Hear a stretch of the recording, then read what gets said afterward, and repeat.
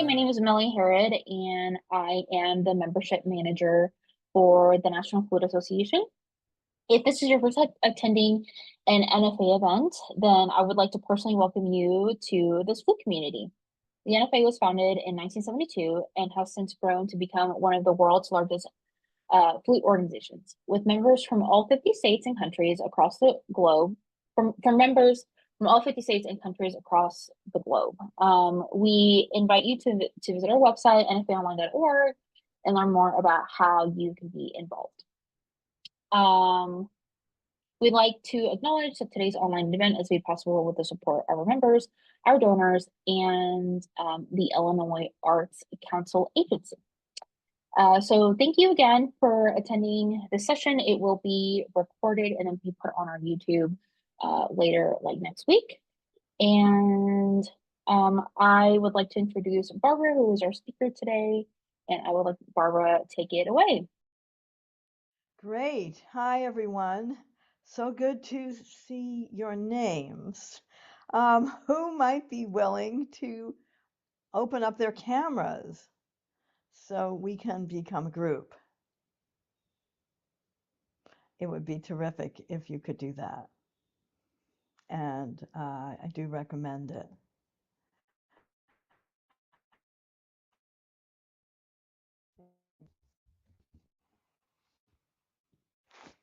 We are in the bug on the wall. All right. So today we're going to talk about passion to admission, how to be admitted to the music studios and the school of your choice. Let me introduce myself to you. I'm Barbara Siesel, and I am a performer, multi-genre artist, educator. I've been a professor at a number of different schools around the country and around the world. I've toured. I'm a founder of the Green Golly Project, which brings music and classical music, musical theater, world music to children through live performance, theatrical performances, all different things like that, curriculum. And I'm a co-founder of the Flute View. So I've been very entrepreneurial. And one of the things that I do and that I like doing the best is to prepare students for college admission, undergraduate and graduate. And I love doing it. I created this program called Flute Mastery, and it's really fun. And my students have had a lot of success getting into the schools of their choice. And, you know, we've worked really hard, and I'd like to share some of what I know about that with you. We're going to have a lot of question and answer period also. We're going to be in. And, you know, you can put your questions in the chat, or you can ask me your questions yourself. Okay. I'd first like to know who here, and maybe you could just raise your hands, is going to be applying for undergraduate school. And is there anyone here who is going to be applying for graduate school?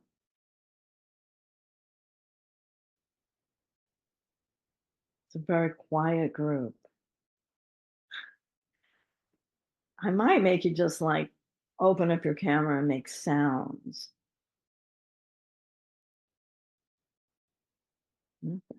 Who here is a teacher themselves and is here to help prepare their own students?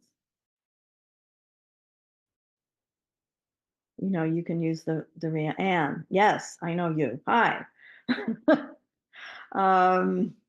Thank you. Anyone else? Denise, thank you. You're a teacher too. Terrific. Yeah, I also got a message from Amy. Amy's also a teacher preparing students. Great. Thank you so much, Amy. Great. All right. So I hope I can be of help to you today. And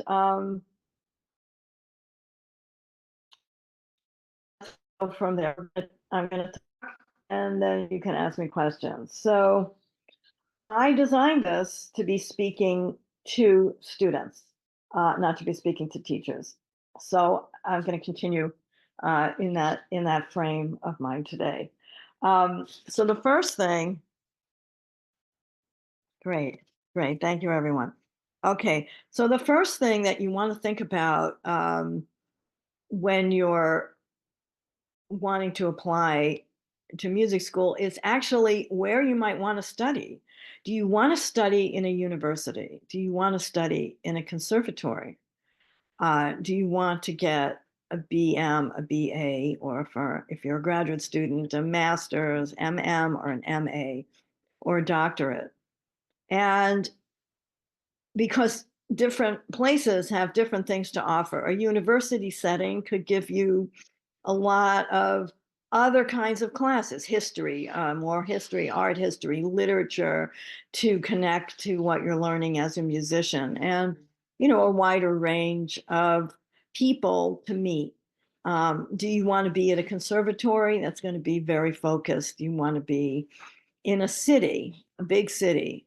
Do you want to be on a college campus in a place where there's lots of light air? And what geographic area do you want to be in? Do you want to be close to home? Do you want to go, if you're studying in the US, to the coasts? So I suggest researching your school so you can narrow down your choices a little bit. Of course, you're going to look at costs, what you can afford, where the most scholarships are, and where in the, let's say, United States, you might want to live. So that's like a first thing, right? Because you want to keep narrowing the focus a little bit. You also want to think about who you might want to study with. Do you want to study with an orchestral player because you want to play in an orchestra, or somebody who has a more solo chamber music career because that's where your heart resonates? Listen to and watch videos of their playing and figure out, well, whose style and sound really resonates with you. Whose playing do you aspire to, like, because you want to learn from somebody who's playing you really love and you really think is interesting, right? You don't if you're not having a response to that teacher's playing, maybe you don't want to be their student. Look at their reputation. Are they a great teacher? Are they a kind teacher? What kind of teacher will help your playing, help you get to be the best you can be, uh, help your musicianship and artistry because of what they do perhaps in the world? And who of all the people that you might be interested in will help you realize your goals? Because some teachers don't have too much time for that, but other people will really pay attention and really help you on your way. And you want to look at that too. It's not as black and white as we think, at least to me. Um, so the next thing to think about is how competitive is your playing? What needs to improve? What's outstanding? Because you might want to design your audition to play to your strengths. Like, you have a gorgeous tone. Well, what pieces of music will, let's say, reflect that? That can get really into the nitty gritty, and we're just kind of doing an outline today, so I won't talk too much about that.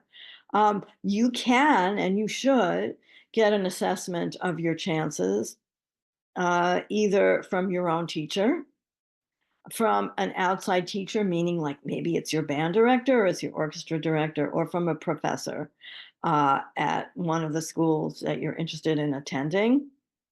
And if you do get to take a lesson or two from somebody you're interested in studying with, you'll be able to see if you're a good fit with them as well.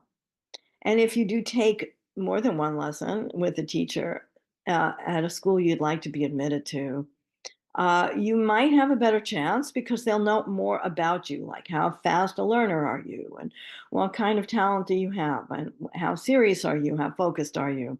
So all of those things can really make a huge difference in terms of where you get to go and how you get into the studio of your choice. Does anyone have any questions so far uh, in at this part?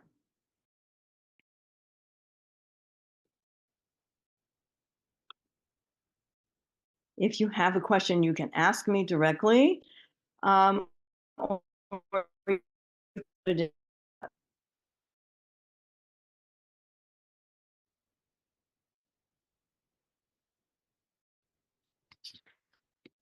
okay.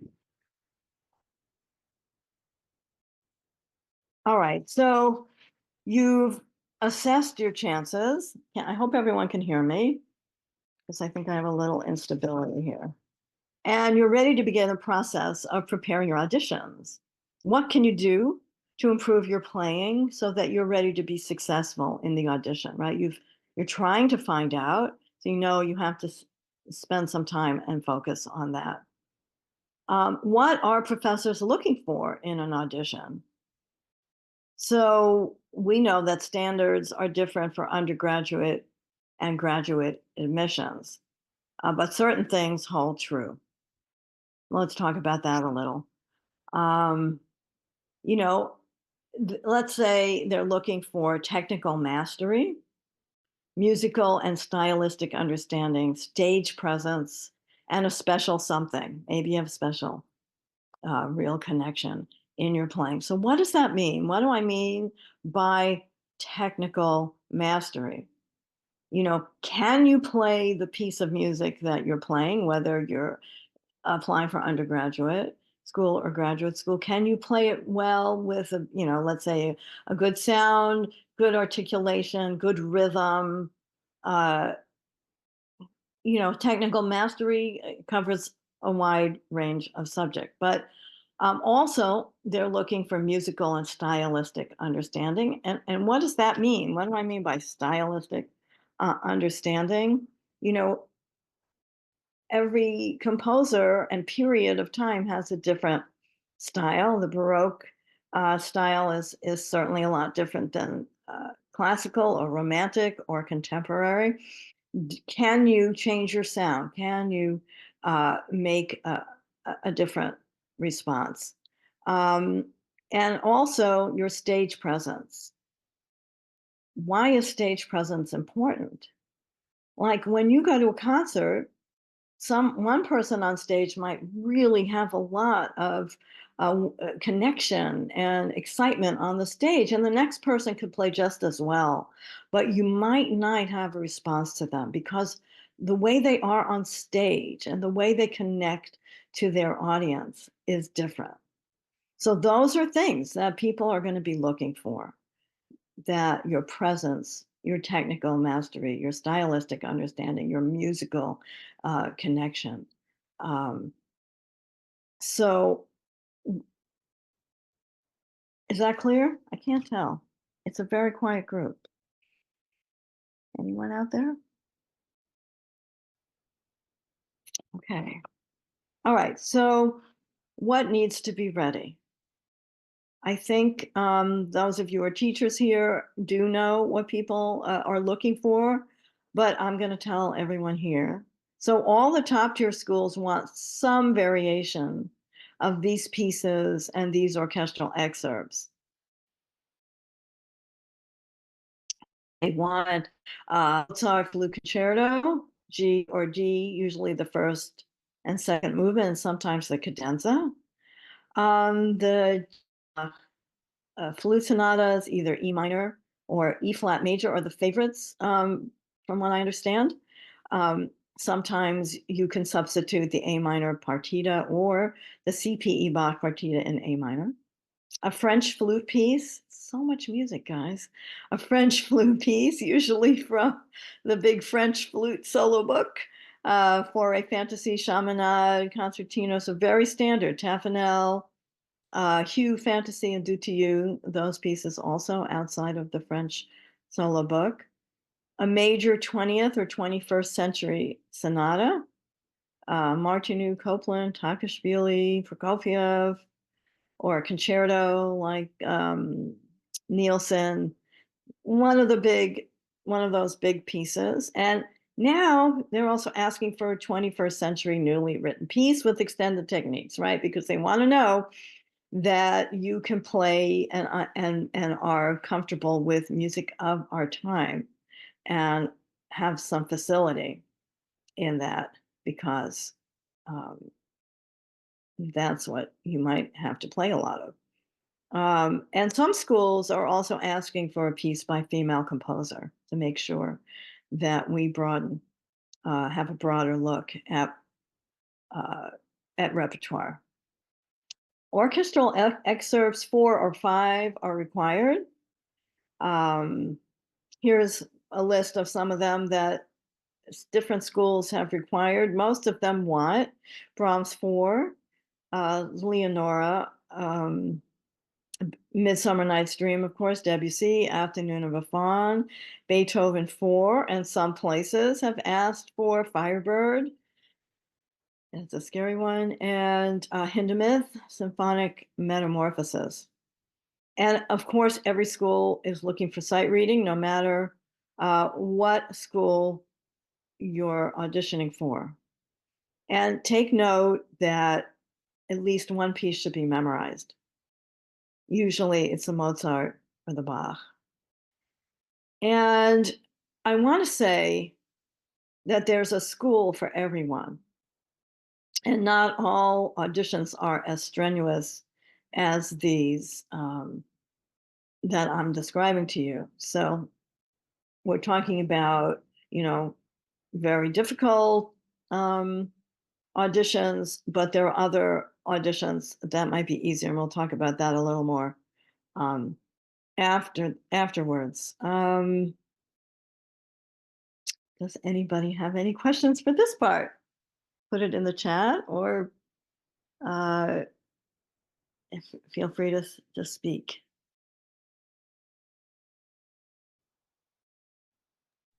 I'm sure you'll might go through this later, but so I'm sorry if I'm anticipating my question, but in your opinion, how many for both undergraduate and graduate schools, how many programs do you think that people should apply for?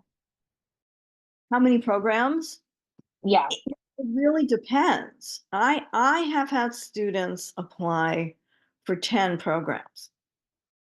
Um, you know, all the way across the board. I think if you can afford it and you know you have the time and you think that you could go to a lot of places, then I think it's okay to take a lot of auditions. And that it's just really going to depend um, on what your family is comfortable with, um, and if you can use the same material. So that huge long list that I gave you, you could use anything from that list at any school. Let's say it's a school that doesn't have such stringent requirements. Then you'll have to prepare let's say two contrasting works, so you can take them from that list, um, and an etude and the sight reading. And so you have less that you have to do, because for sure there is a school for everyone. Um, and the right teacher for everyone, because it's a long process. Some people come in, they've been preparing for a long time. And so they have more repertoire and more experience, and they're ready to go. But other people who might be equally as talented, might be less advanced because they just, you know, haven't had the opportunities, or they're living someplace where there aren't that many teachers, or it could be a whole lot of things, or they're only studying in school with their band director or and so they've learned some music, um, and they've played for a few people, and they might have to, in undergraduate school, really pull themselves up and learn learn a lot of different things and learn from a lot of different people. So it it two questions there, because I just jumped to this other question, but you could apply to a lot of schools. You could have, let's say, a couple of reach schools, and you could have a safety school where you know you're going to get in, and you could have some schools in the middle that, you heard somebody, the teacher play, or you heard their orchestra, or you heard their band, you have a friend, or it could be a lot of different things, and that place attracts you, or you love the campus, it's so gorgeous, or it's close to home. I mean, there are so many different factors. So you could apply to a lot. You could have two reach schools, two medium schools, two safety schools.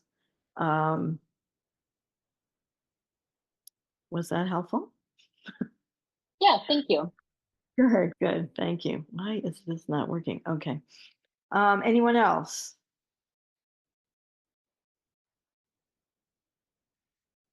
Okay. So a lot of people ask me, how can I get all of this repertoire ready on time? Because it's like more than an entire recital. And even if you're doing two contrasting works, an etude, scales, and sight reading, it's a lot, because you know that you're going to want to pull everything up, and you're going to want to get comfortable taking auditions. So I usually suggest that people minimally have a year, but I like 2 years better. um, a year would mean that, let's say you were junior in high school and it's November, and you're going to have to make a video screening audition that's in by December, or take a live audition starting, let's say, in February. So then, if you're a junior in high school, you should be starting now, just making sure that you're learning all the repertoire, and you're learning the excerpts if you're taking an audition that requires that, and you're playing for people. That would be across the board, whatever school you might want to go to.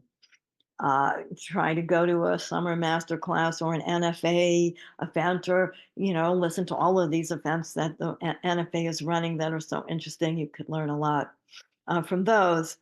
And just get yourself ready. Go on YouTube a lot. Hear what people are doing, how they sound, um, on all the different pieces. But start it early.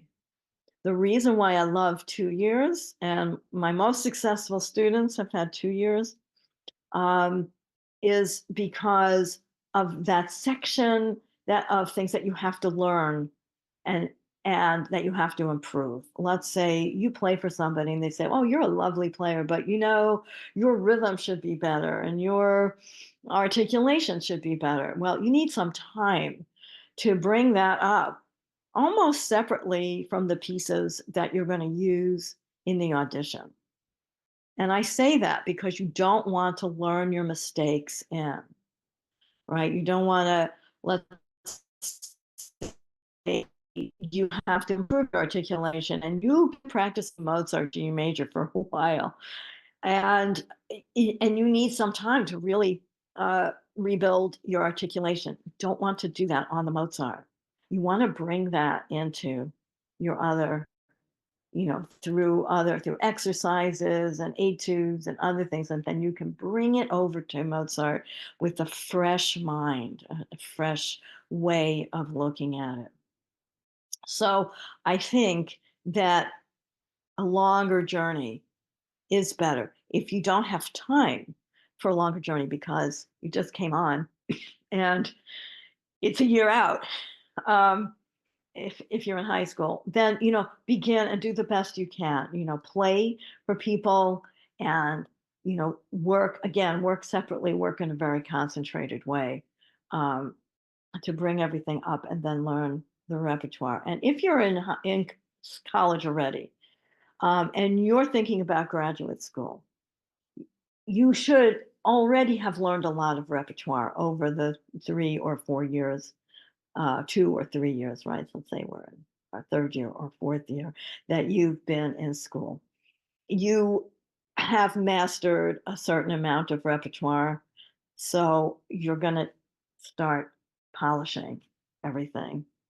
I see some questions. Oh, this is exciting. Let's see. Is that a question? No. Okay. Okay. Um, so that's my thought on that. Um, let's talk about the video. Is anybody here going to have to make a video for either undergraduate or graduate school for pre-screen?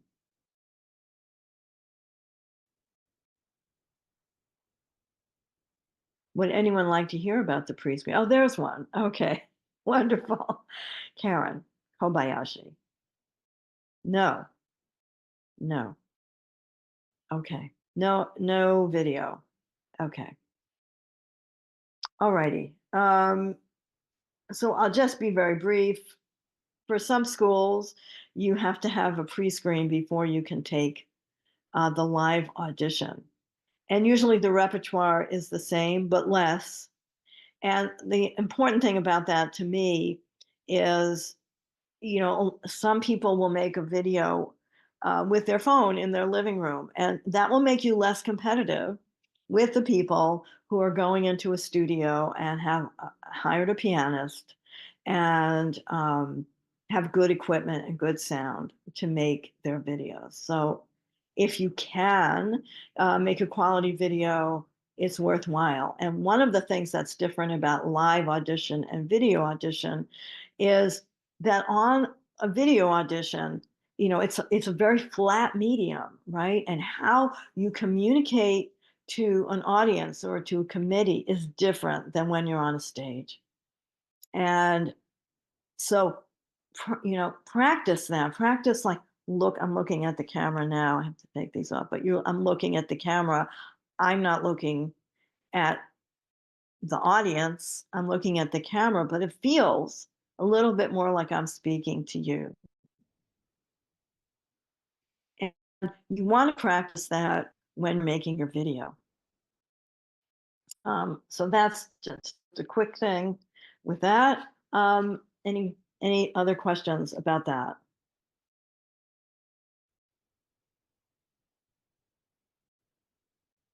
Okay. So less competitive schools. We talked about that a little bit. There's a school for everyone. And if you do have a lot to improve, plus a lot of good things in your playing, it can make sense to go to audition somewhere else. And there are a lot of incredible teachers around the United States. There are so many great flutists, and there's such a small amount of people who are at particular schools. But there's great, great flutists and teachers building studios and who already have studios all over the country, and who would be delighted to work with a serious, uh, excited young flutist who is going on their way. So never be discouraged because there's always a school, and there's a lot of schools with scholarship money too for for lovely players. Um, so it really doesn't matter. What matters is, the kind of work you do and what kind of work you do with your teacher and with the other faculty, at the place that you're going, what you can learn from them. Because at any school, you're going to learn music theory, history, orchestral music, chamber music. You're going to take every opportunity you can um, to study, become a good flutist. So, and sometimes at a school that is slightly less competitive, you could make a lot more connections with the faculty, with the people who are there to help you, because there aren't so many people and there isn't the same amount of pressure. Um, any questions on this section?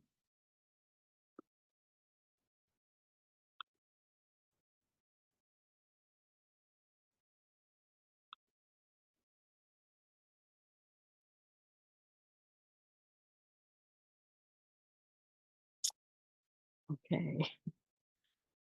All right. So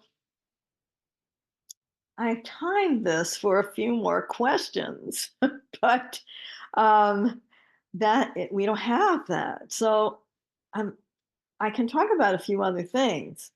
Um, one of the things about music school today, in this world, is what are you going to do after you've studied so hard and become a nice flute player? What are your opportunities, and what can you do? Because there are only, let's say, so many orchestral jobs or so many college jobs, or you know how do you make a career as a flutist, as a musician, in our world as it stands now? And one of the things I like to do with my students is to talk to them about entrepreneurship. And I don't mean it necessarily in a way like, oh, you're going to open a store, or you're going to um, sell something. But what I mean is that you're going to think about the part of music and the part of flute that you love the most.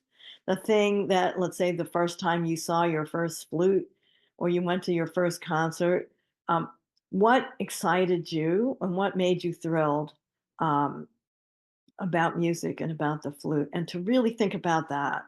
Is it chamber music? Did you love your teacher? Did you have an incredible time in the band? Are you political? Do you want to help women composers, or do you want to help people? Do you want to help people? Is that something that excites you, and how can you bring your music into that? Are you theatrical? Do you do things other than play flute? Do you dance? Do you sing? Are you literary? Do you love books? And do you love teaching?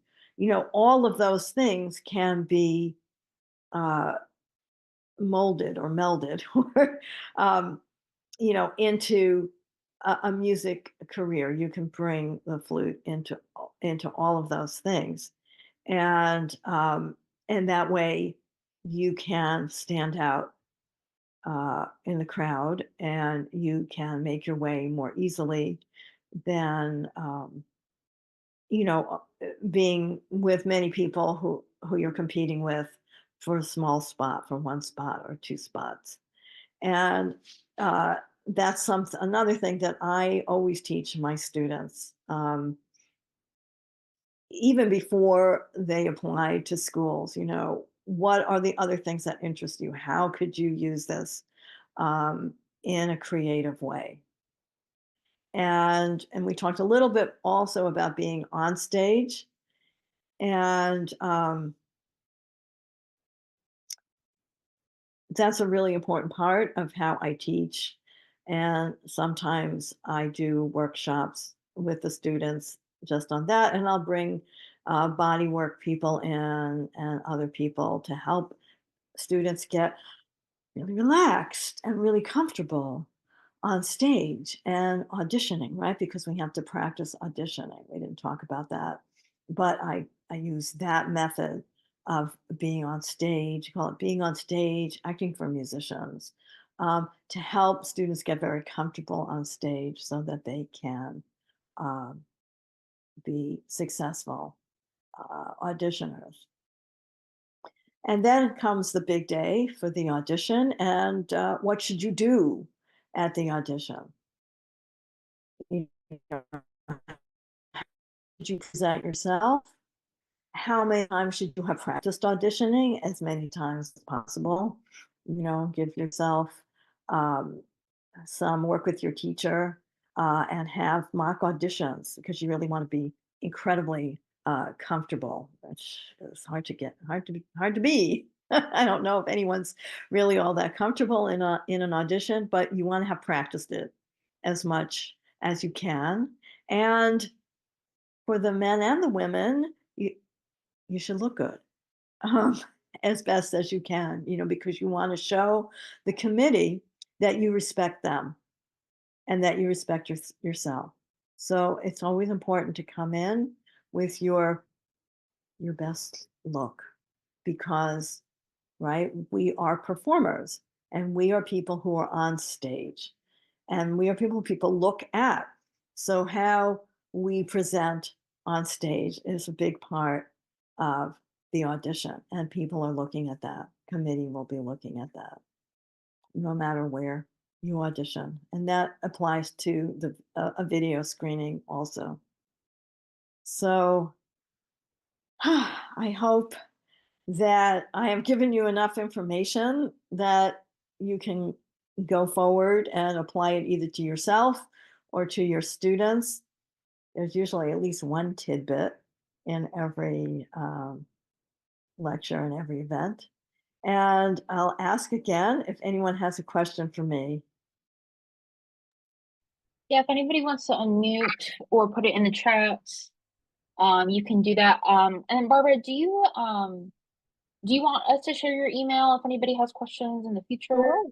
I will. I can tell you. Tell you that it was a pleasure, of course, to be here today, and I thank the NFA for inviting me to be part of this series. Let And me, can you hear me? I hope so. yes, let me put your email in the chat. Yeah, If anybody, my email and also my website, which is I can put it in if you'd like. It's flute. yes. It's flutemastery.com.